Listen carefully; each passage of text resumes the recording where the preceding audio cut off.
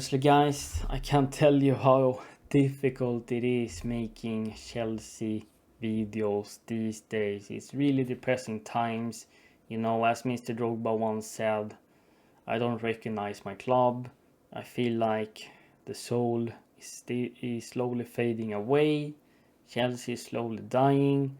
And this video will pretty much be around why I am for the protest, because it's gonna happen tomorrow before the Southampton game.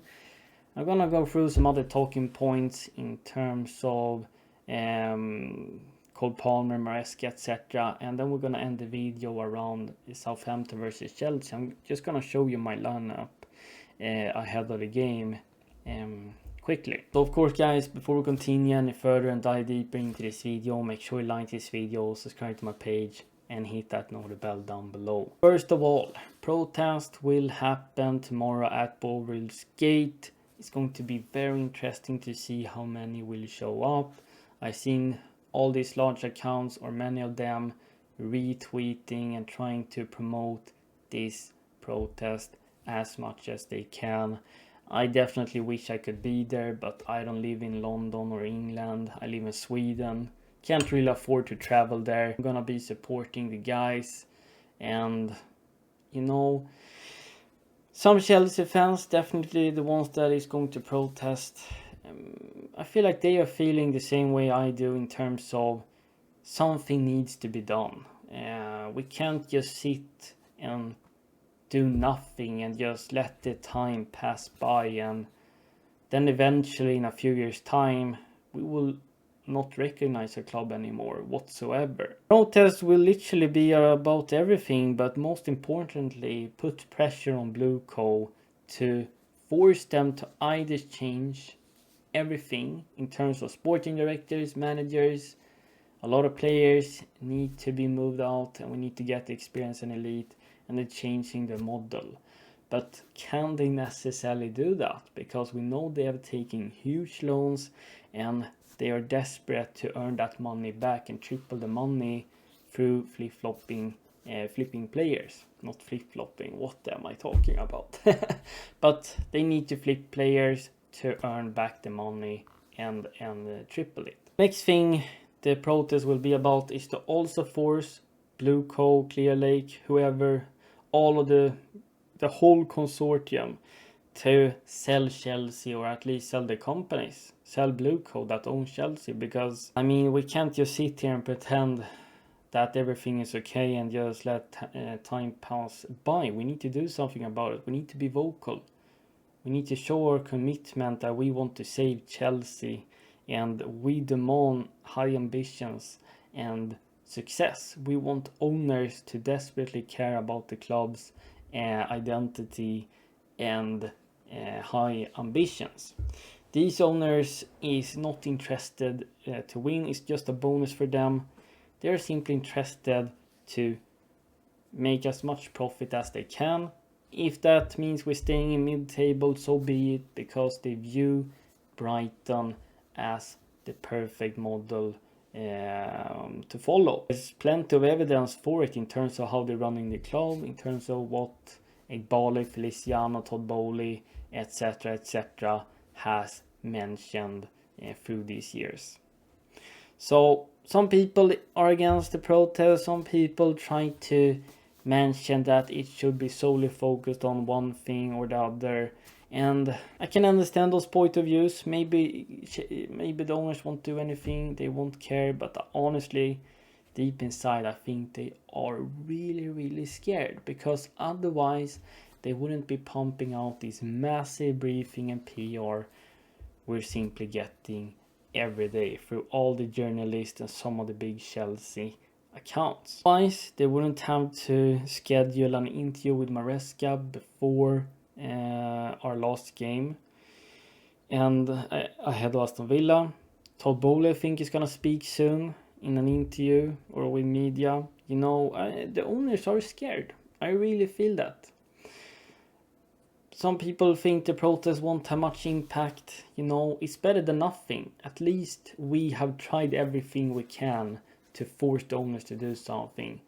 But I think this protest is only the beginning unless things turn around immediately and we just skyrocketing up the league and the owners decide to somehow change the model. So these are my reasons why I think a protest is desperately needed.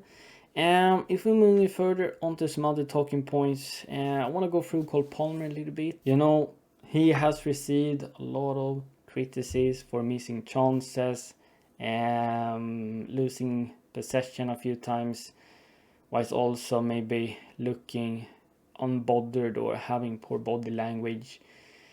I don't think any player should show poor body language, but at the same time I can understand the frustration from him in terms of that he has to carry the team. If he doesn't score or provide assists, we won't win any games. He has carried us under Pochettino. He has carried us so far through this season. And without Cole Palmer, I mean, where would we be in the table? I wouldn't even want to think about it. I heard some fair criticism. I can understand it, but I don't think it's solely fair when Cole Palmer is that important and has done so much for us. He has massively impacted last season and this season. And without him, we wouldn't be anything in the attack. So I feel like he's being the victim of the environment of what's going on at Chelsea, and you can have the same argument for the rest of the guys, because if you think about it, all of these players can't be absolutely crap. I think they are victim of the circumstances and the environment in terms of there is no ambitions, there's no leaders, there's no experience, and there's not an elite manager, there's no elite staff around the club and around the team that setting those levels. It all starts from the top. Like if things doesn't turn around, if it doesn't get Champions League football, you know, I think Palmer's gonna look to leave and we're gonna cash in on him. And what then? What are we going to do then, guys? So I understand people have frustration, but I think Cole Palmer is the least problem we have in this team. Now, can Maresca turn this around? Honestly, I think he's going to be sacked if he doesn't win against Southampton and Leicester. I think he only has 2 more chances. I'm calling it now. It's very difficult to turn it around. I expect us to pick up points here and win, because if you can't win against Southampton and Leicester, we should just end the season here. To have to be ruthless. Have no fear. He has his back against this wall now. He got nothing to lose now. Go all in. Be underneath the player's skin. And tell them that they have to run. They have to press high. If Nkunku and some other guys is not pressing, doing what Maresca says, you take them out and bring in an academy guy or some other squad player. He needs to be ruthless. He needs to set standards and ambitions for himself now. Otherwise, he's not going to survive anyway. So he might as well do everything he can in his power. I would also like him to change a few things in the lineup. So you're going to see on screen here. I would like him to utilize players in the best position, where they feel most comfortable, and try to reach a better balance, both defensively wise, in the midfield and in the final third. This is my starting 11, and you might be thinking I'm absolutely gone. Sometimes I am, I'm gonna admit that. Jorgensen will be in goal, because even if he makes mistakes, Sancho does that as well.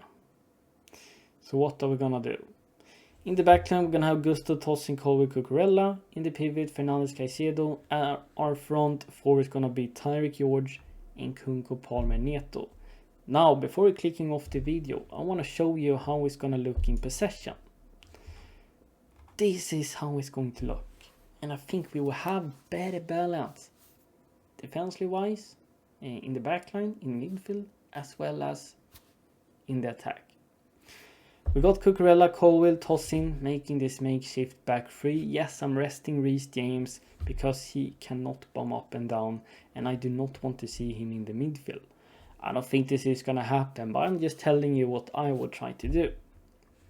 Gusto can make runs here, act as a very advanced wingbacks, run up and down. James can't really do that for all 90 minutes. I think we have to rest him because he just played for 3 days ago. In the pivot, I would have Enzo Fernandez and Caicedo staying here in the middle. Enzo Fernandez can make late man runs into the box and add support. Maybe we can have one of the white center backs also making runs into the box in case we desperately need goals. I'd rather see Enzo Fernandez being in deeper position, acting as a deep line playmaker.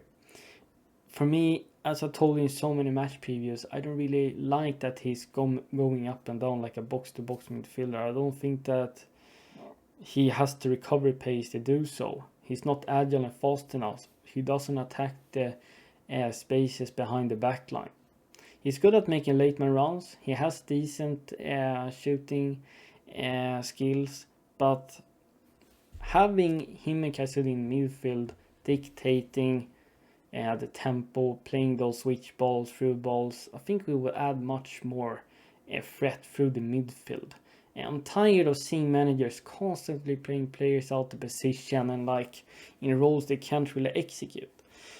The front five in possession is going to be George and Gusto adding the width. If Gusto can't perform this role, they maybe switch him out, have Cucurella going up on the left hand side, have Palmer out here, I don't know.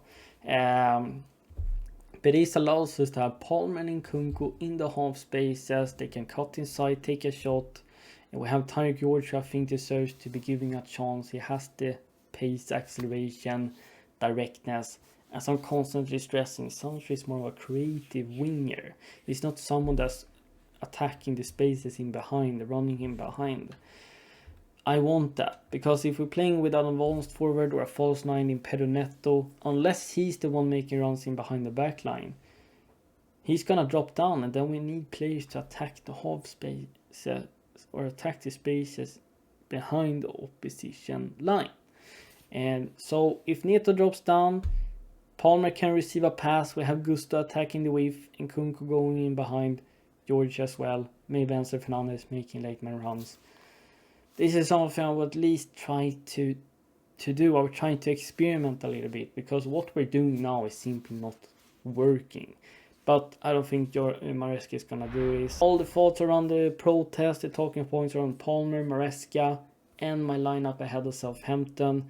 They're rock bottom, has barely won any games this season. This is a must win. My scoreline is going to be, I think we're going to win 3-1. Just simply have to win. I mean, I can't see a world where we don't beat Southampton in the current moment. About time to save a club. I'm all for the protest. I'm going to cheer on the guys that is attending. And we see what effect that will have. And we're going to see if we manage to get a victory too. So this is all for the video. Thanks so much for watching. CFCexplained out.